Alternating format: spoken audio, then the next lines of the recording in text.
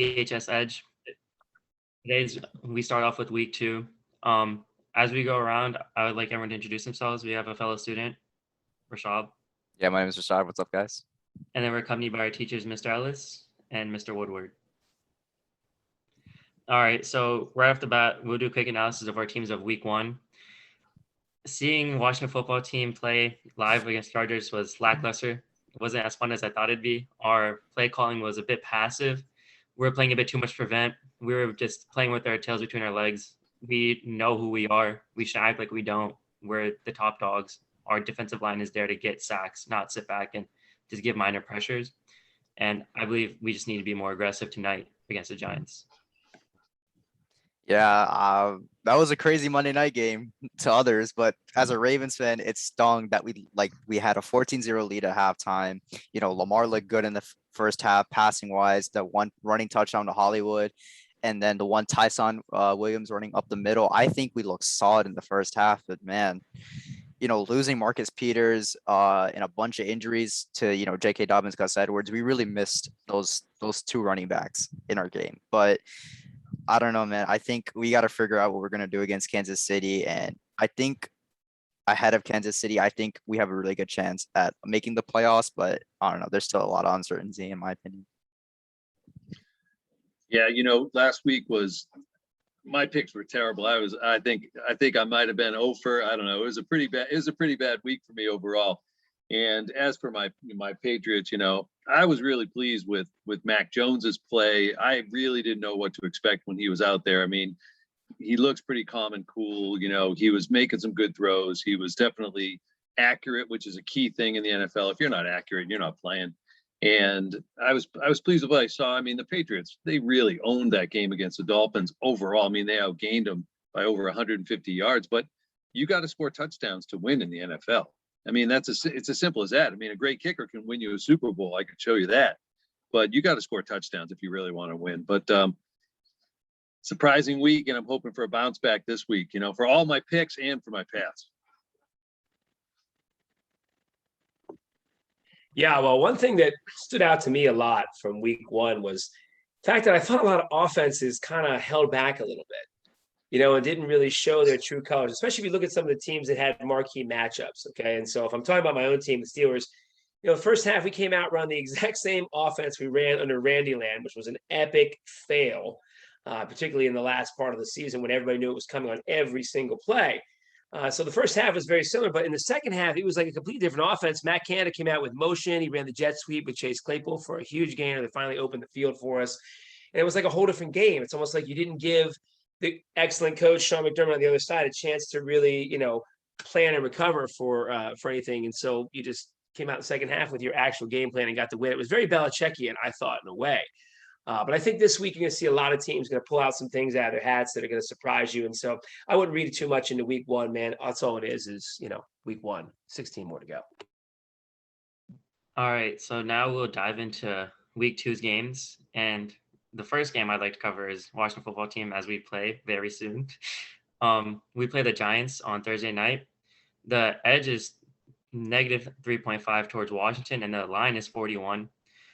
Based off of last week's performance and the way our offense just started clicking more and more with Heineke on the field, the more he played, the better we looked.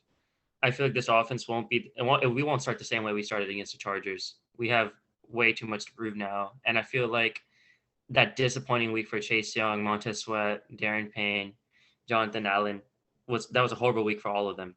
Horrible. Like, I never want to see that type of performance again. Like, one sack isn't good for our team. So hopefully they come out with some anger behind them. They can abuse this offensive line. It's old and beat up. The Giants have been our kryptonite the past 2 years, and I'm tired of losing to them out of all teams. We should not be losing to them. So I think we're going to pull this game out, but it won't be like a blowout. We're going to keep it close. I see us winning 27-24. Yeah, I think if Washington needs to prove that they're the top dogs of the NFC East, I think, you know, now is the time to make a statement. Like Angad said, like last season, the Giants swept the Washington football team. So I think tonight would be a really good like opportunity for the Washington football team to show up and show out. That D line, is going to show up and show out. Taylor Heineke is going to have a really good game, I'm thinking. But then again, that Giants defense is pretty good, so we're going to have to see how that offense fares against it. I don't think the Washington football team should hold back on anything. I think they should just go in, go hard, and try to like make a statement to prove that they're the top dogs of the NFC East. But I think it's still going to be a close game. I got the Washington football team winning 31-28. Wow, a lot of points on the board there. You must have been watching different teams than what I saw last week. But the football team, so tonight, that's going to be interesting. The Thursday nights, really great for them, because I think all those defensive players you mentioned they love the lights. I really do. So I think that defense is definitely going to show out tonight. It's going to be a different game. People have been talking all week about how they didn't really bring it in that first game, and so I don't know what happened. I mean, maybe they were game planned against pretty well. I mean, the Chargers are a good football team too. A lot of people are picking them to win the West. So right now, I gotta say that losing Fitzmagic, I mean, it was kind of a fun thing to see. But Taylor Heineke, he showed he could do it last year. The Tyler Heineke era begins again this time in the regular season. Saquon's going to be out. I think Ingram's going to be out. And even though Daniel Jones is 6-0 against the WFT, he is not having his weapons in place is going to hurt him. I say give the 3.5, take Washington football team 23-17. Oh, quick button. Sorry to cut you off, Mr. Ellis, but Saquon Barkley is playing, so he may be a factor. Oh, okay. I feel like they're So going to 23-20. I'll give him a 3-point swing. All right. I'll let you go, Mr. Ellis. Hey, well, I'm going to be the lone factor here on this one. But, when I look at the Washington football team history versus the Giants, it's not a good one. And even when they are a better team, and I do think at the end of the season, I will certainly say this, by the end of the season, Washington football would be a better team than the New York Giants. I will say that. But right now, it's very unsettling. Okay, the quarterback position's in trouble right now. And I know there's a lot of love behind the Heineke and the playoff novelty of last year, but there's enough tape on this guy now for people to know what they're looking at. This Giants defense is hungry, man. And they played a good team last week in Denver. I mean, that Denver defense is outstanding. And they made the Giants look like fools. And I still think the Giants offense stinks. At the same time, I just feel like the ghost of Jimmy Hoffa might rise and push a kick to the left real late and go ahead and preserve a 16-15 victory for the New York Giants in a hideous, hideous football game here on Thursday night. But it would be hideous regardless of which teams are playing after 3 days rest after their first game of the season. So you expect this game to be ugly. It will be. And like I said, I see Washington getting out of this 0-2 hole, but they're going to be 0-2. All right, jumping into a game before the season started, everyone saw as maybe a marquee matchup, something everyone would pay attention to. I believe it's still the same thing, but I feel like the outcome is more predictable. We have the Ravens versus the Chiefs. After a disappointing week one for the Ravens and a bunch of injury knocks they've received is pretty bad. It reminds me of my own Washington football team a few years ago. Injuries upon injuries. They've lost Marcus Peters. They lost Gus Edwards. They lost Ronnie Stanley for this game. In every position they have someone in need, they've lost them. I've been telling Rashad about this a lot. They had the depth, and their depth is getting injured. And as for the Chiefs, they just came out. They looked lackluster, but then Patrick Mahomes just did Patrick Mahomes.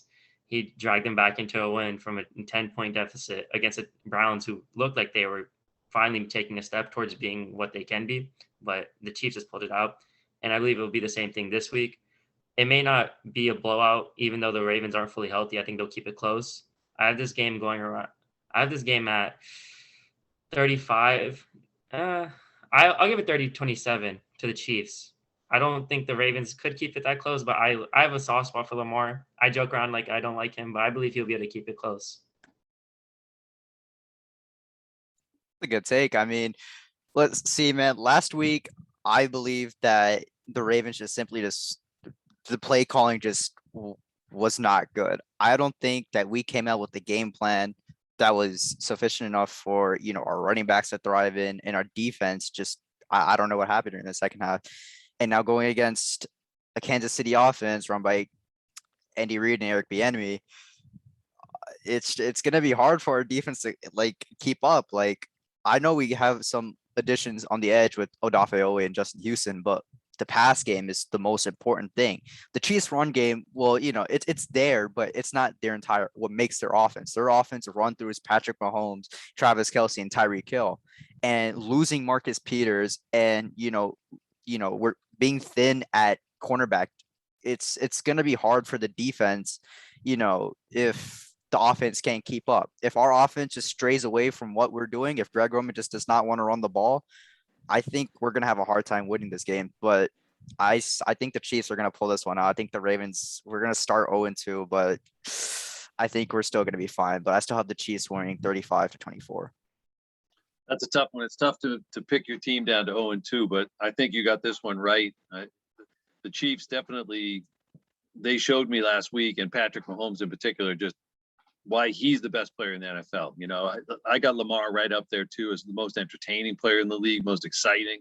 But Patrick Mahomes does it in like sort of a casual, sort of relaxed way. I don't know if you saw his touchdown run last week, but I mean, he was just sort of tiptoeing through there. It's like nobody wanted to touch him. It's like he had a little, air of invincibility around him. He just couldn't get to him, and he was just amazing. So saying that, when the Patriots have to play them, I'll scream at the television and say, somebody kill that guy. But when he's playing, man, he's really just a great player. And so is Lamar. But Lamar can't do it all himself. And you just mentioned they have too many injuries. Their offensive line is not strong. We saw that last week.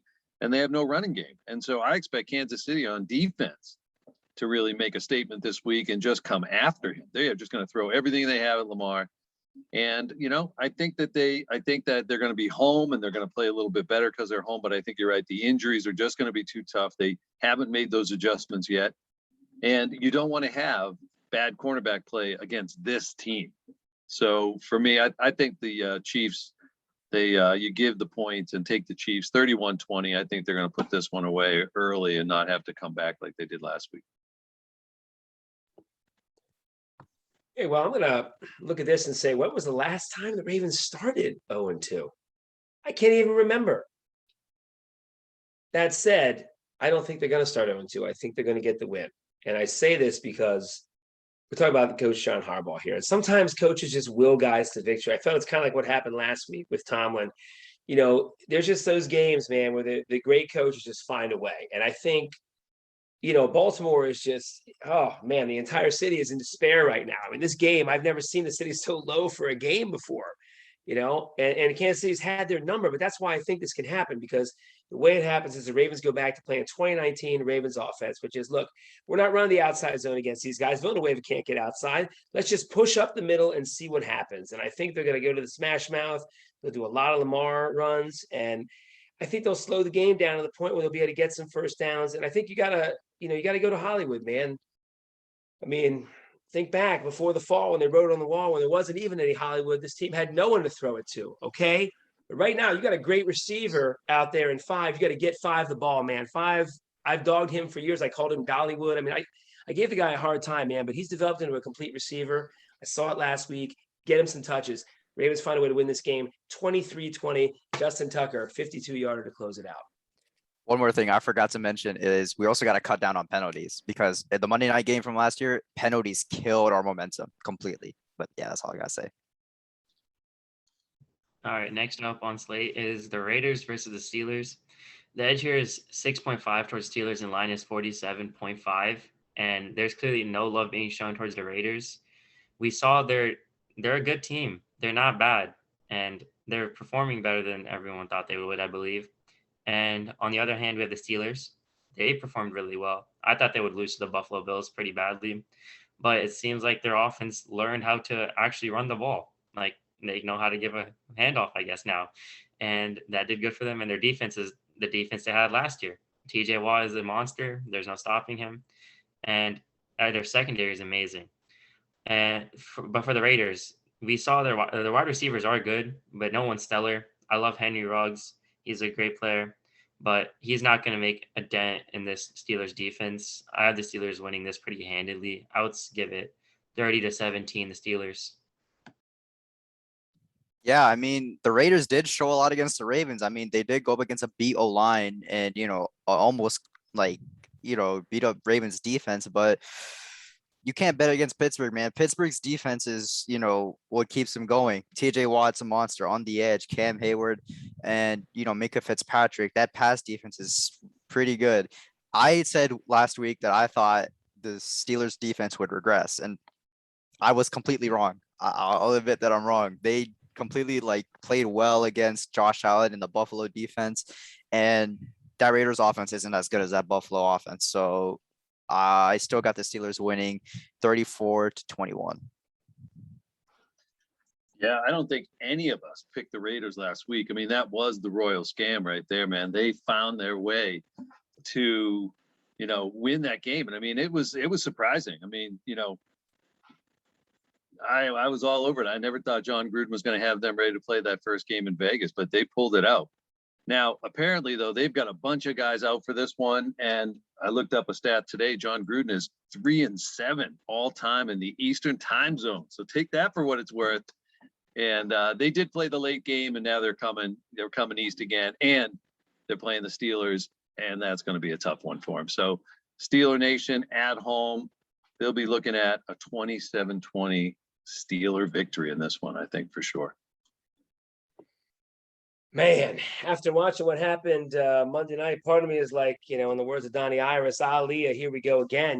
We're 2-5 against the Raiders since 2009. Imagine that. They've only qualified for the playoffs one time since 2009, and we're 2-5 against them since. So it's a crazy stat, man, but I don't think any number of stats can defeat this offensive line that Oakland's rolling out there for this game. I mean, they lost 2 of the 5 starters they had against Baltimore. So this line is going to be even more damaged. They got practice squad guys coming into play and start at right tackle. Man, that Steeler rotation. I mean, the Melvin Ingram thing was huge. I mean, everyone wants to give TJ Watt the credit for what happened out there, and I get it. Give the money man his credit. That's fine. I'll give him some credit. He played a great game. We'll see how he is in December, January, where he never shows up. But right now he's off to a great start. But Melvin Ingram out there. You look at Melvin Ingram 6 out there, man. 6 changed the entire game, particularly in the fourth quarter, man. 6 came in with fresh legs. Got to trash Allen, took him down, and showed why he's so overrated. At the end of the day, Steelers 20, Oakland 16. This offense is still slow to come around. Defense will find a way to get it done. It's going to be an ugly affair. All right. Up next, we got the Patriots versus Jets. This game is intriguing as it was last week.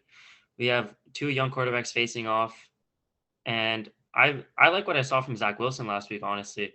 He made some good throws. He was showing good movement in the pocket. His offensive line showed they can't guard anyone. It looks like a bunch of kindergartners could break through that line and get a hand on Zach Wilson. It was pretty pathetic from them. And I feel like the Pats will be able to use that. Their defense is pretty good. They got Matt Judon out there, and they have Stephon Gilmore to put clamps on whatever wide receiver Zach Wilson can get a throw towards. And Mac Jones played way better than everyone thought he would. He showed he could handle some pressure. I feel like he still has more to prove, and he can still improve. So I think this game would go towards the Patriots. I have them winning this pretty easily, 20-10.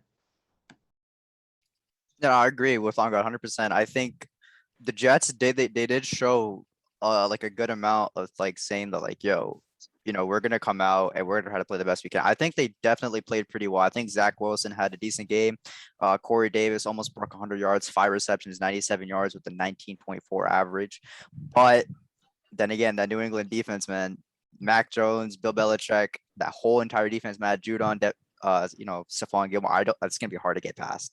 That's going to be hard to get past. I think the defense is going to ride this New England team to victory. So I have them winning 28-14. I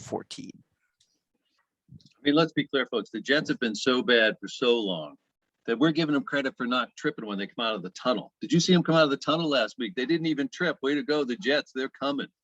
I mean, I can't do it. I can't give the Jets anything because they got to earn it. And it has been a long time since the Jets have earned it. I mean, I was watching live when they had the butt fumble. I mean, come on, these are just the Jets just do the Jets. That's just what it is. It's unfortunate. They're the Washington Generals of the NFL. I mean, it's an opportunity for the Patriots to take advantage of that, though.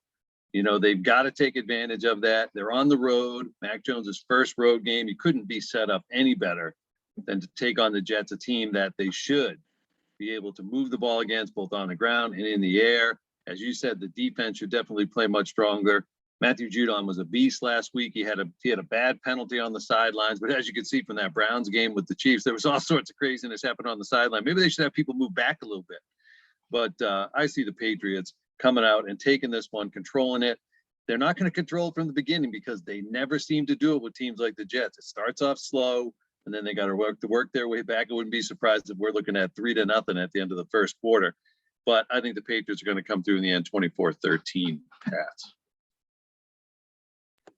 Yeah, but that was a very underrated game last week, that Patriots-Dolphins game. That game was physical, man. The second half, that was a physical football game. It was fun to watch. I mean, a bunch of my friends and I, a lot of Steelers, we were watching this game, Steelers and Ravens fans, some of us together outside watching this thing, and we were just getting into old-fashioned football. I mean, I enjoyed the game. And I'll say that this week it's not going to look the same because, you know, there's that whole thing on the Jets side at the wide receiver position called sign-in stranger. We have no idea who's coming in. You know, and Zach Wilson's throwing the trash cans out there. So you can't expect much from the Jets in this ball game. And I think New England's angry after a game that they let slip away with Fitz-Toussaint style fumble there late in the game.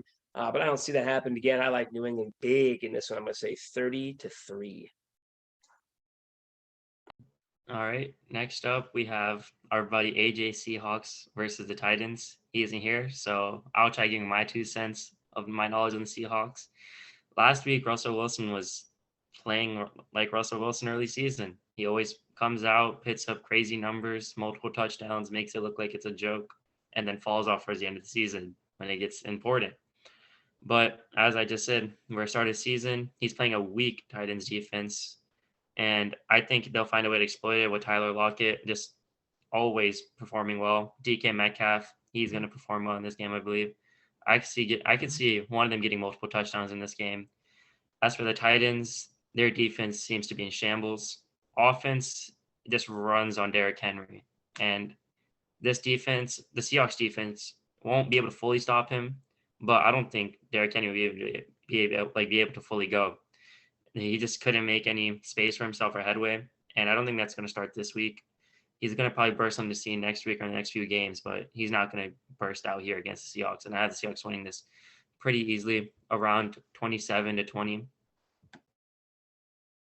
Yeah, I gotta agree. The Titans defense is horrendous, man. They spent that much money on, getting those offensive pieces and trading for Julio Jones, but I think it's gonna take time for them to click. But the Seattle offense, man, Russell Wilson last week was very efficient. 18 for 23, 254 yards and 4 touchdowns, no interceptions. And that running game was going well too. Chris Carson got 91 yards and a 5.7 yards per carry average. So I just don't think the Titans defense will be able to keep up. I think it's gonna be too much.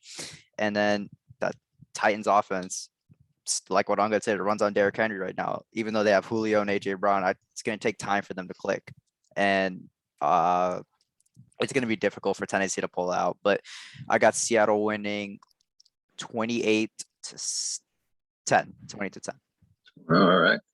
Well, I think the name Derrick Henry is everything for them. So when Derrick Henry's going well, it opens up everything else, and it's different than even when Saquon's playing or or somebody like that, because he's just so big. He just dominates so much.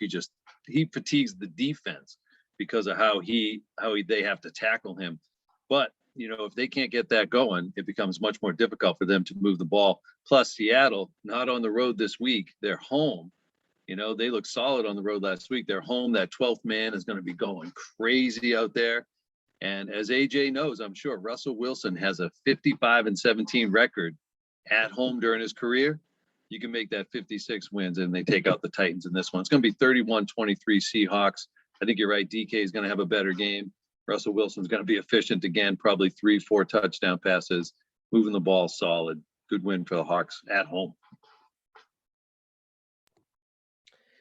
Okay, well, I'm going to play the desperation card one more time here. I'm going to say great coach desperation card going in the hat here against another great coach in Pete Carroll. But I'm going to say Mike Vrabel is going to find a way to pull this game out. First of all, I think that, let's be real, Tennessee took the Cardinals lightly in that opener.